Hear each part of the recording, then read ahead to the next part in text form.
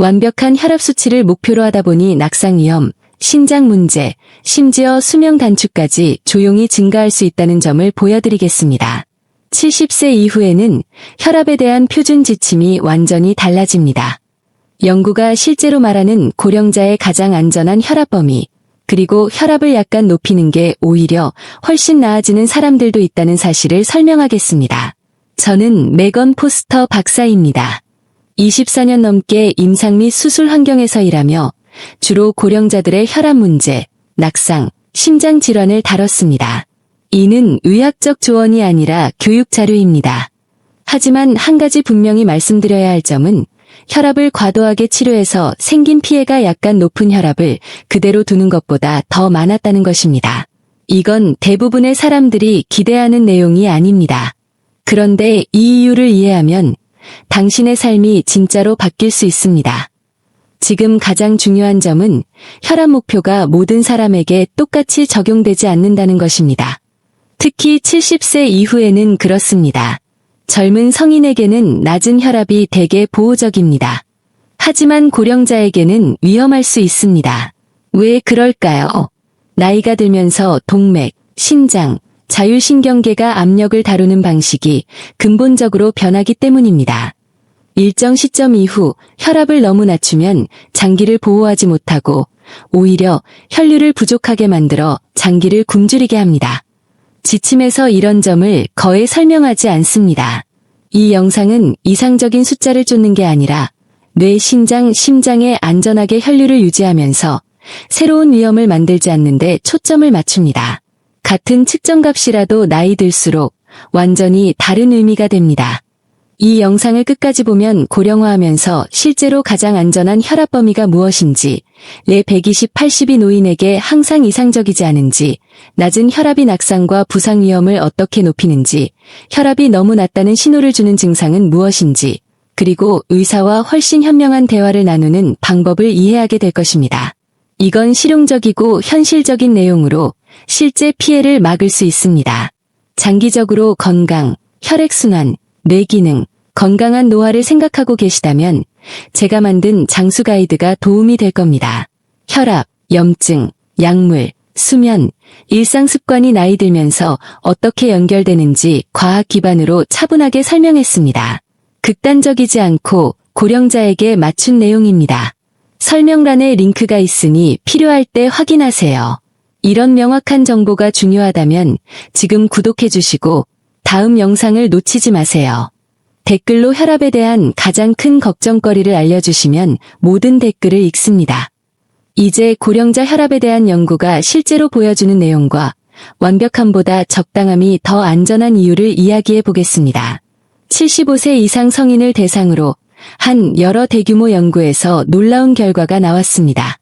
혈압이 120 이하로 매우 낮은 사람들은 낙상, 신장 손상, 어지러움, 실신, 전체 사망률이 더 높았습니다. 반면 적당한 혈압을 유지한 사람들이 더 오래 살았습니다. 동맥이 딱딱해지고 반사작용이 느려지면 낮은 게 항상 좋은 게 아닙니다. 이건 평생 배워온 내용과 정반대라서 큰 문제를 일으키고 있습니다. 의사들이 여전히 75세에게 45세와 같은 목표를 적용하고 있기 때문입니다. 나이 들면서 몸 안에서 일어나는 일을 설명하겠습니다. 동맥은 탄력을 잃고 딱딱해집니다. 이 딱딱함 때문에 중요한 장기, 특히 뇌에 혈액을 보내기 위해 약간 높은 압력이 필요해집니다. 수치상으로는 낮아 보이지만 실제로는 필요한 곳의 혈류가 줄어듭니다. 그래서 일부 고령자는 혈압을 적극적으로 낮춘 후 오히려 상태가 나빠집니다. 의사는 숫자가 완벽하다고 하지만 환자는 침대에서 일어나기조차 힘듭니다. 여기서 흥미로운 점이 있습니다. 우리 몸에는 바로 수용체, 베로리세프터즈라는 센서가 있어 일어설 때 혈압을 자동으로 조절합니다.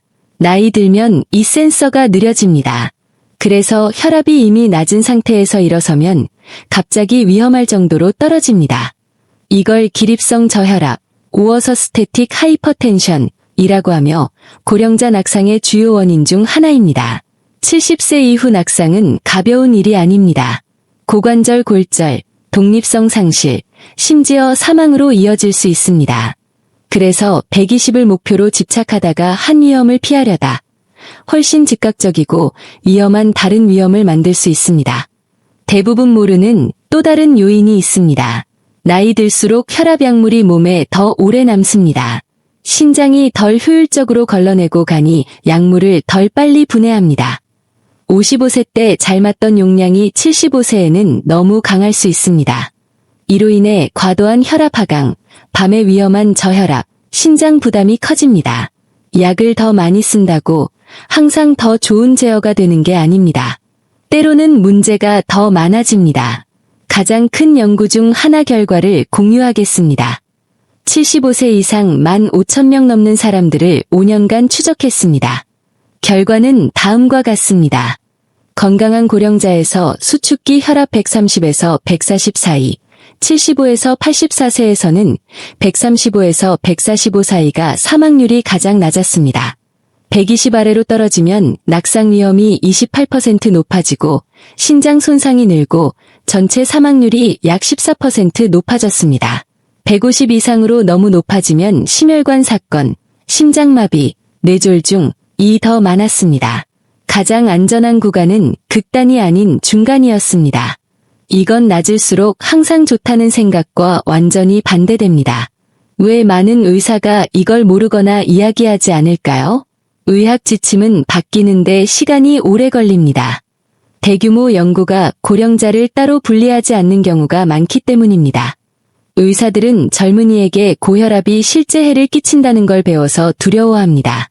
그리고 단순한 규칙, 모두 120/80으로 을 따르는 게 개별 환자에 맞춘 치료보다 쉽습니다.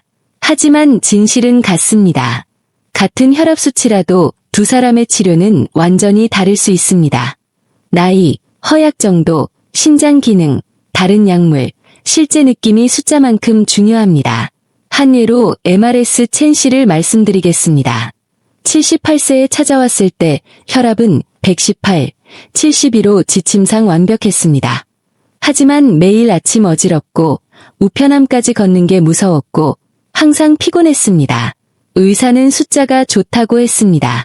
저는 누워서와 일어서서 혈압을 재보게 했습니다.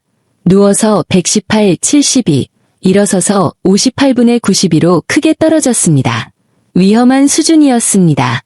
혈압약 하나를 조심스럽게 줄였더니 일어서서 108, 65가 됐습니다. 여전히 낮지만 환자는 완전히 달라졌습니다. 어지러움이 사라지고 에너지가 돌아왔고 다시 개를 산책시킬 수 있었습니다. 숫자는 올라갔지만 삶의 질과 안전이 크게 좋아졌습니다. 이 사례가 보여주는 핵심은 대부분 놓치는 점입니다. 병원 혈압은 순간적인 스냅샷일 뿐입니다. 집에서 측정하는 게 일상적인 그림을 훨씬 정확히 보여줍니다.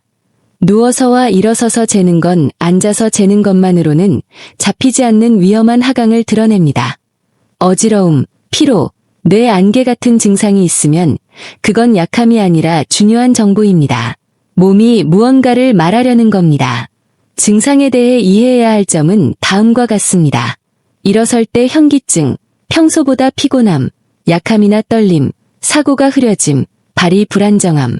이건 단순한 노화가 아닙니다. 몸의 혈압이 너무 낮아서 제대로 기능하지 못한다는 신호일 수 있습니다. 무시하지 마세요. 누가 머릿속 문제라고 해도 받아들이지 마세요. 이 증상들은 몸의 경고 시스템입니다. 밤에 일어나는 일도 대부분 모르는 부분입니다. 수면 중 혈압은 자연스럽게 떨어집니다. 정상이고 건강합니다. 하지만 혈압약을 먹고 특히 밤에 먹으면 너무 많이 떨어질 수 있습니다. 몇 시간 동안 뇌와 신장의 혈류가 줄어듭니다. 장기적으로 인지 저하와 신장 손상에 기여할 수 있습니다. 일부 연구에서 밤에 혈압이 과도하게 떨어지는 사람이 치매와 신장 질환 비율이 더 높았습니다. 약 복용 시점이 용량만큼 중요합니다. 신장 기능에 대해 더 설명하겠습니다. 신장은 혈액을 제대로 걸러내기 위해 일정 압력이 필요합니다. 혈압이 너무 낮으면 신장이 일을 못하고 기능이 떨어집니다. 신장이 나빠지면 혈압 조절과 약물 처리가 더 어려워집니다. 악순환입니다. 혈압을 너무 세게 낮춘 후 신장 기능이 크게 떨어진 환자를 여러 번 봤습니다. 한 번 떨어진 신장 기능은 거의 회복되지 않습니다. 뇌 기능도 거의 이야기되지 않습니다. 뇌는 몸무게 2%지만 산소 20%를 씁니다. 혈압이 너무 낮으면 뇌혈류가 줄어듭니다. 단기적으로 혼란, 어지러움, 현기증이 생깁니다. 장기적으로는 만성적인 낮은 혈류가 인지 저하에 기여할 수 있습니다. 일부 연구에서 고령자 중 혈압이 너무 낮은 사람이 인지 저하가 빠르고 치매 위험이 높았습니다. 뇌는 충분한 혈류, 퍼퓨전가 필요합니다. 완벽한 숫자라는 이름으로 혈류를 줄이면 오히려 해가 될 수 있습니다. 약물 부작용도 매우 큽니다. 혈압약은 무해하지 않습니다. 이뇨제, 물약, 는 탈수, 전해질 불균형, 밤에 화장실 가는 횟수